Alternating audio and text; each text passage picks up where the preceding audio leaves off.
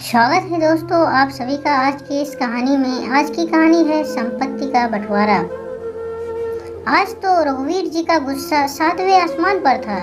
जिस पत्नी से आज तक उन्होंने ऊंची आवाज में बात तक नहीं की थी, उसी पत्नी का आज अपने बेटों के हाथों अपमान होते देखकर आग बबूला हो उठे। तुम्हारी हिम्मत कैसे हुई? तुमने मेरी पत्नी को धक्का मारा। अरे यही दिन देखने के लिए तुम लोगों को पाल पोस कर बड़ा किया था कि तुम एक दिन अपनी माँ को ही मारो। तुम भूल रहे हो बेटे, तुम्हारी माँ से पहले यह मेरी पत्नी है। रघुवीर जी ने गुस्से में अपने छोटे बेटे मनोज से कहा, पापा यह क्या मेरी पत्नी लगा रखा है? आपकी पत्नी कहीं की महारानी है क्या? जब से आए हो बस एक ही रट लगा के रखी हुई है कि इस घर में हिस्सा नहीं देंगे। इन पैसों पर हमारा कोई हक नहीं है। अब क्या मैं अपने घर की चीजों को इस्तेमाल करने से पहले आप लोगों की इजाजत लूंगा? माँ मुझे अलमारी खोलने से रोक रही थी, इसलिए मुझे मजबूरी में उन्हें धक्का देना पड़ा। आखिर इस घर पर हमारा भी अधिकार है।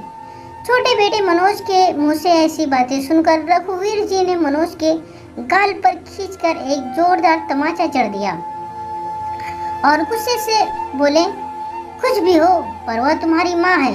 तुम्हारी हिम्मत कैसे हुई मेरी गीता के साथ ऐसा करने की? छोटी बहू मीनाक्षी तमक कर बोली, पापा जी आपको शर्म नहीं आती अपने शादीशुदा बेटे पर हाथ उठाते हुए? बोलिए मत, अब यह आपके बेटे से ज्यादा मेरे पति हैं। अब इन पर आप दोनों का कोई अधिकार नहीं। अरे आपको पता भी है आज ये कितने बड़े आदमी हैं। आप जैसे कितने लोग इनके पैरों में गिरकर भीख मांगते हैं, तो आपकी क्या औकात है? तभी एक जोरदार तमाचा बहू के गाल पर पड़ा। आज अपने पति की बेइज्जती को देख गीता जी ने जिंदगी में पहली बार किसी पर हाथ उठाया था। आज अपनी पत्नी का साहस देखकर रघुवर जी की आंखों में चमक आ गई। गीता जी गुस्से में बोली, खबरदार बहू, अगर मेरे पति का अपमान करने की कोशिश भी की तो, और जब हमारा तुम लोगों पर अधिकार ही नहीं रहा तो किस मुंह से अपना हक मांगने के लिए चले आए हो? नहीं दूंगी तुम्हें एक फूटी कौड़ी भी। लो यह कटोरा पकड़ो और मंदिर के बाहर खड़े होकर सड़क पर भीख मांगो। अब तुम्हें पता चलेगा कि माँ बाप की अहमियत का ऐसा रूप देखकर बेटा बहू सन रह गए। गीता जी अपनी बड़ी बहू से बोली, ऐसा करो आज तुम अपने बड़े भाई को बुला ही लो। तुम तकलीफ क्यों लो?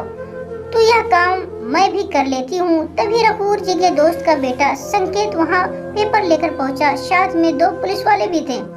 पुलिस को सामने देखकर बड़ी बहू कविता की आंखें फटी की फटी रह गई। तो उसे तो दिन में ही चांद तारे नजर आने लगे, क्योंकि पुलिस की वर्दी में कोई और नहीं बल्कि उसका बड़ा भाई था। भाई को अपने हित में करने के लिए बड़ी बहू ने गले लगने के लिए जैसे ही आगे बढ़ी तो उनका भाई दूर से ही हाथ का इशारा करते हुए बोला, इस वक्त मैं ड्यूटी पर हूँ। न यहाँ कोई किसी का भाई है और न कोई बहन। अपने भाई की रोबदार आवाज से बड़ी बहू अनीता एक किनारे खड़ी हो गई। रघुवर जी ने पैर पर वकील से लिए और बेटे बहू की तरफ बढ़ा दिए, जिसे देखकर बेटे बहू के पैरों तले जमीन खिसक गई। चारों बेटे और बहू बस रघुवर जी के चेहरे निहारने लगे। रघुवर जी संकेत और गर्व के साथ सामने वाले कमरे में चले गए और दरवाजा अंदर से बंद कर दिया। बेटे और बहू अपने पिता का फरमान सुनकर सोफे पर धड़ाम से बैठ गए और आने वाले तूफान से थर-थर कांपने लगे, जिसका अंदाजा उन्हें पहले से ही लग गया था। चारों बेटे और बहू अपना माथा पीटते विश्व पर बैठे हुए थे। उस दिन को कोसने लगे जब उन्होंने पिछली बार शहर से गांव आने की खबर अपने माता पिता को दी थी। कहाँ हो भगवान? रंजन और मनोज का फोन आया था। वो लोग यहाँ गांव के लिए ट्रेन में बैठ गए हैं। दूसरे दिन गीता जी रह कर घर देखती और अपने पति रघुवर जी से पूछती, फोन करके पूछो तो सही, दोनों बेटे और बहुएं कहाँ तक पहुँचे? अब तक आए नहीं। रघुवर बोले, अरे भगवान सब्र करो, सब्र आ जाएंगे। तुम 2 घड़ी चैन से बैठ जाओ। सुबह से तरह तरह के पकवान बने जा रहे हैं। अरे यह पकवान बनाने के चक्कर में कहीं बीमार पड़ गई तो लेने के देने पड़ जाएंगे। अरे अब थोड़ी देर बैठकर चैन से खुद भी सांस ले लो और मुझे भी लेने दो। गीता जी बोली, अजी आप तो रहने ही दो, खुद तो कुछ करते नहीं और मुझे भी करने नहीं देते। आज मैंने सबकी पसंद का खाना बनाया है, आज देखना खाना खाते ही खुश हो जाएंगे, सब पूरे 3 साल बाद देखूंगी। आप सबको आंखें तरस गई हैं रंजन और मनोज को देखने के लिए। रघुवर जी बोले, गीता अब दोनों का काम ही ऐसा है, सुबह 9 से 6 तक की ड्यूटी ऑफिस में बितानी पड़ती है, कैसे समय दे पाएंगे हमको, इसलिए तो 2 साल बाद आ रहे हैं। गीता जी बोली, फोन पर कह रहे थे दोनों इस बार हमें अपने साथ शहर ले जाएंगे, वैसे भी अब अकेले नहीं रह जाता, घर काटने को दौड़ता है। रघुवर जी और गीता जी के दोनों बेटे रंजन और मनोज शहर में नौकरी करते थे। दोनों की पत्नियां मीनाक्षी और कविता भी शहर में ही उनके साथ रहती थी। आज पूरे 2 साल बाद बेटों ने और बहू अपने अपने गांव आ रहे थे, जिनकी बेसब्री से रघुवर जी और गीता जी इंतजार कर रहे थे। गीता जी बोली, सुनिए, मैंने तो हम दोनों के कपड़े बैग में भर कर रख लिए हैं, क्योंकि रंजन कह रहा था कि वह लोग सिर्फ यहाँ 2-3 दिन ही रुकेंगे। रघुवर जी बोले, तुम भी हद करती हो भाग्यवान, बेटे और बहू से पूछे बिना तुमने पैकिंग भी कर ली। गीता जी बोली, अब तो रहने दीजिए, आपसे तो बात करना ही बेकार है, हमेशा उल्टे ही बोलते हो। जब एक बार लोग कह चुके हैं कि ईश्वर हमें साथ साथ ले जाएंगे, तो क्या बार बार उस बात को दोहराना पड़ेगा। इतने में गाड़ी की आवाज सुनते ही गीता जी और रघुवर जी खुश होकर बाहर बेटे और बहू के स्वागत के लिए जाते हैं। रघुवर जी और गीता जी को देखकर भी उनके बेटे और बहू उनके पांव तक नहीं छूते। गीता जी मन ही मन सोचती हैं, बेचारा बहुत थक गए होंगे, इसलिए अपने माँ बाप का पैर छूना भी भूल गए। चारों अंदर जाकर फ्रेश होते हैं और फिर खाना खाने के लिए बैठ जाते हैं। छोटा बेटा खाना खाते खाते कहता है, माँ तुम्हारे हाथों में आज भी वही स्वाद है जो सालों पहले हुआ करता था। कुछ भी कहो माँ, मीनाक्षी तुम्हारे जैसा खाना कभी नहीं बना सकती। मीनाक्षी एक पल गुस्से में मनोज को देखती है और सभी हंस पड़ते हैं। थोड़ी देर बाद सभी लोग बीते बीते दिनों की बातें करते हैं और फिर बाद में बेटे और बहू अपने कमरे में आराम करने चले जाते हैं। शाम को गीता जी सभी के लिए चाय बना कर लाती हैं। तब रंजन परसों शाम की टिकट बनवा देता है। हम चारों के वापस जाने की रंजन भी सहमत दे देता है। गीता जी बोली, बेटा इस बार तुम मुझे और अपने पापा जी को भी साथ ले जाने वाले थे ना। इतने में रंजन की पत्नी कविता बोली, मम्मी जी अभी तो हमने नया फ्लैट लिया है, अभी तो फ्लैट में काम करना भी बाकी है। गीता जी बोली, अरे कोई बात नहीं, उतने दिन हम मनोज के घर रह लेंगे। इतना सुनते ही मनोज की पत्नी मीनाक्षी बोली, मम्मी जी आप तो जानती हैं कि मैं और मनोज सुबह ऑफिस के लिए निकल जाते हैं और फिर देर रात तक घर आते हैं। अभी हमारी इतनी इनकम नहीं है कि हम कोई मेड लगा सके। मेरे घर में तो राशन का सामान भी जमा नहीं रहता, ऐसे में आप बूढ़े लोगों के खाने पीने का ध्यान नहीं रख पाऊंगी। हम दोनों तो कुछ भी खाकर अपना गुजारा कर लेते हैं, मगर आप लोगों को तो कुछ भी ऐसा वैसा नहीं खिला सकते ना। रंजन और मनोज ने भी अपनी पत्नी की बात में सहमति दिखाई और बोले, मम्मी जी पापा जी हम लोग खुद वहाँ पर सेट नहीं हुए हैं, ऐसे में आप लोगों को वहाँ ले जाकर कोई मतलब नहीं है। सुनकर गीता जी तो रोने ही लगी और बोली, बेटा तुम लोगों के बिना मेरा यहाँ दिन नहीं लगता है, खाली घर मुझे काटने को दौड़ता है। हम दोनों लोग तो बस तुम लोगों के साथ ही रहना चाहते हैं। अभी तो शरीर में इतनी ताकत है कि मैं घर का सारा काम अकेले ही कर सकती हूँ। उनकी बात सुनकर बेटे और बहू ने कोई प्रतिक्रिया नहीं दी। कविता अपने कमरे में जाकर अपने पति रंजन से बोली, तुम्हारी माँ तो पीछे ही पड़ गई है, शहर जाने के लिए मुझसे उनकी सेवा चाकरी नहीं होगी। तुम तो जानते हो अकेले हमारी कितनी अच्छी लाइफ है। रंजन बोला, हाँ तो मैं कौन सा उन्हें साथ लेकर जा रहा हूँ। दूसरी ओर मीनाक्षी मनोज से बोले, ये दोनों गांव में रहें तो ये अच्छा है, वरना वहाँ आकर हमारी जिंदगी इंटरफियर करेंगे। मनोज, अरे यार हम दोनों के इतने सारे शौक हैं क्या, हमसे हमारा खर्च उड़ जाए वही बड़ी बात है। इनको वहाँ ले जाकर मुझे अपना खर्चा और नहीं बढ़ाना। दरअसल बेटे और बहू लोगों को अपने साथ शहर ले जाना नहीं चाहते थे। आजादी भरी जिंदगी में वो लोग कोई कानाफूसी नहीं चाहते थे। जब चाहे मर्जी से पार्टी करना, बाहर घूमने जाना, रातों को देरी से घर आना, सारे शौक वह लोग शहर में आराम से पूरे कर रहे थे। मगर माँ पिताजी को यही कहते थे कि वह लोग अभी सेट नहीं हैं, ताकि कर ही उन्हें माँ पिताजी को शहर न ले जाना पड़े। मौत के बाद बेटे और बहू को शहर वापस जाने का समय आ गया। गीता जी की तो आंखों से आंसू थमने का नाम ही नहीं ले रहे थे। वो फिर से एक बार बोली, मैंने तो हम दोनों के कपड़ों को बैग में तैयार करके ही रखा था। रंजन माँ की बात को काटते हुए बोला, अब हमें जाने भी दो माँ, क्या जाते वक्त रोना धोना लगा कर रखी हो। पीछे पीछे मनोज भी बोला, माँ आप लोग यहाँ शांति से रहो, वैसे भी शहरी जीवन आप लोगों के लायक नहीं है। यह कहकर वह लोग स्टेशन जाने के लिए गाड़ी में बैठ गए। रघुवर जी तो सब कुछ समझ चुके थे, मगर नहीं समझती थी तो गीता जी। थोड़ी देर बाद गीता जी बोली, सुनिए घर बिल्कुल खाली खाली सा लग रहा है, बेटे बहू के भी बिल्कुल अच्छा नहीं लग रहा है। और कहते कहते फिर जोर जोर से रो पड़ी। रघुवर जी का कहना चाहते थे कि गीता अब तेरे बेटे बदल चुके हैं, वो हम दोनों बेटों को अपने साथ रखना नहीं चाहते।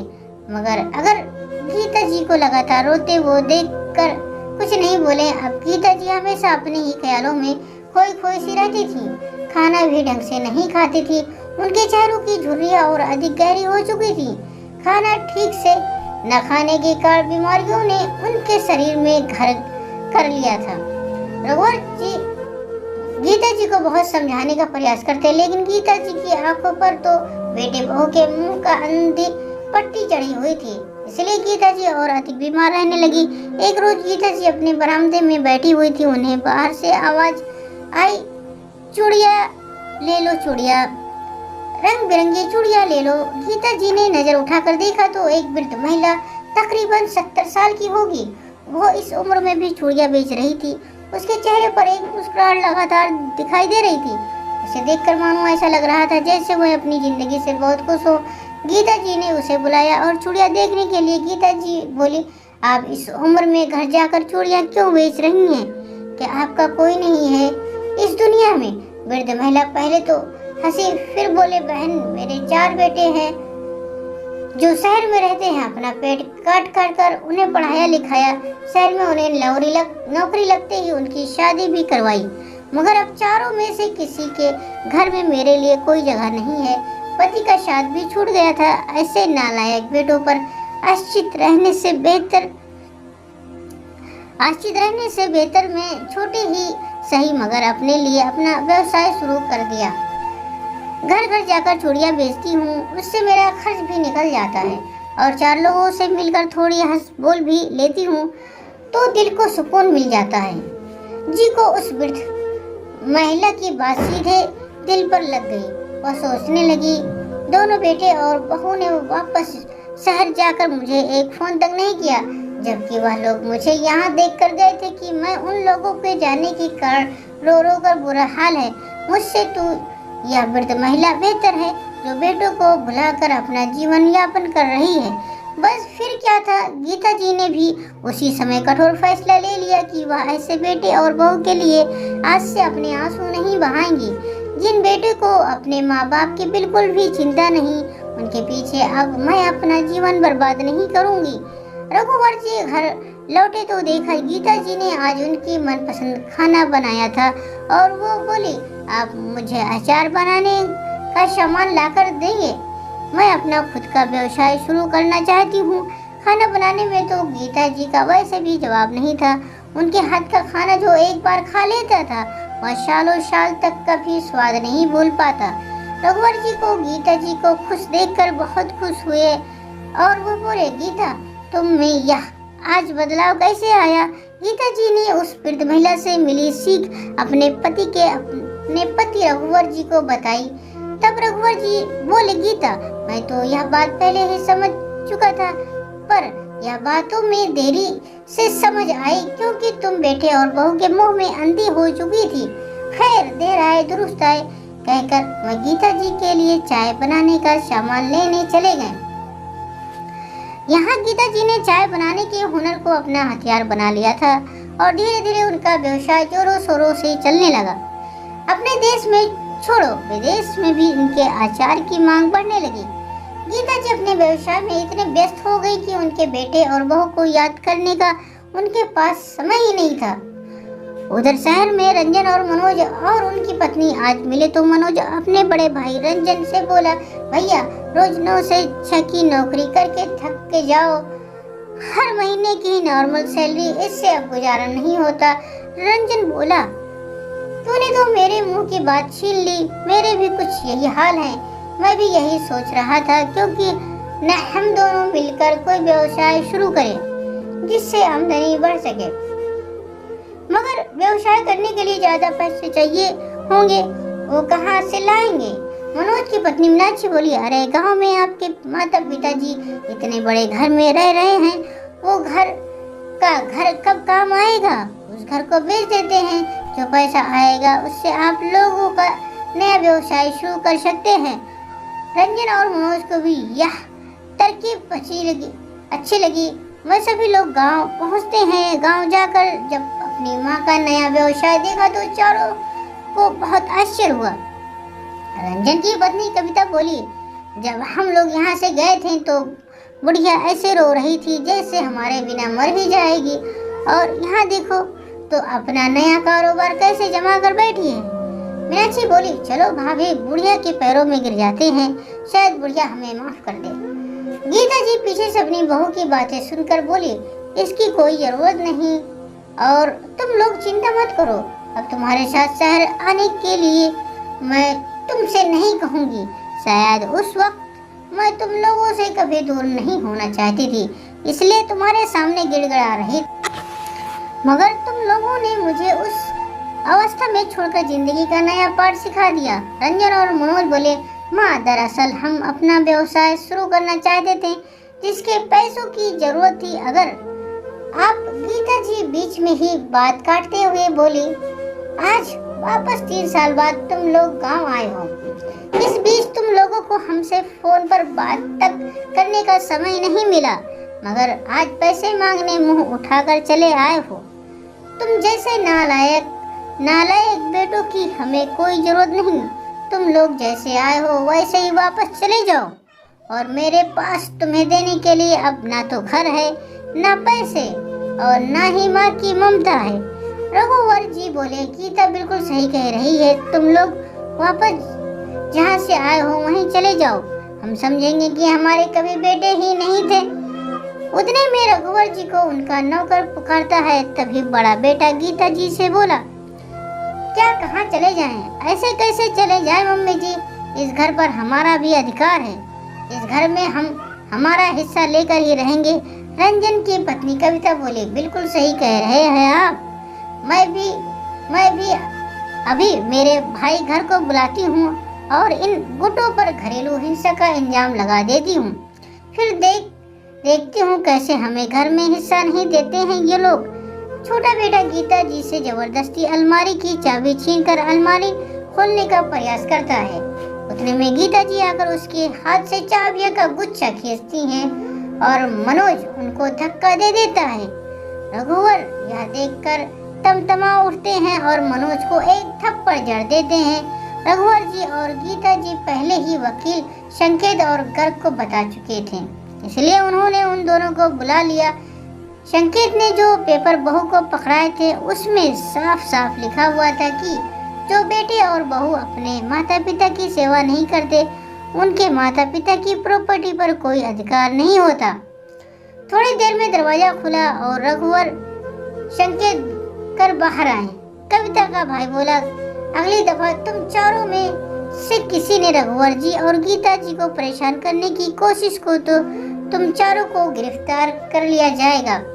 और कविता, तुम वहाँ मायके में भी अपनी भाभी को परेशान करती थी, जिस वजह से मम्मी पापा ने तुम्हारी शादी जल्दी करवा दी, और अब यहाँ ससुराल में भी अपने सास ससुर की सेवा नहीं हुई है। तुमसे सुधर जाओ अब तो, वरना ससुराल तो ससुराल, मायके से भी हाथ धोना पड़ेगा। घर की बातें सुनकर रंजन, मनोज और उनकी पत्नी रघुवर जी और गीता जी के पैरों में गिरकर माफी मांगने लगे, मगर रघुवर जी और गीता जी उन्हें माफ नहीं किया और हमेशा हमेशा के लिए जिंदगी से बेदखल कर दिया। और जाते जाते अपने बेटे को एक सबक देते हैं, जो गलती हमने की वो गलती तुम कभी मत करना।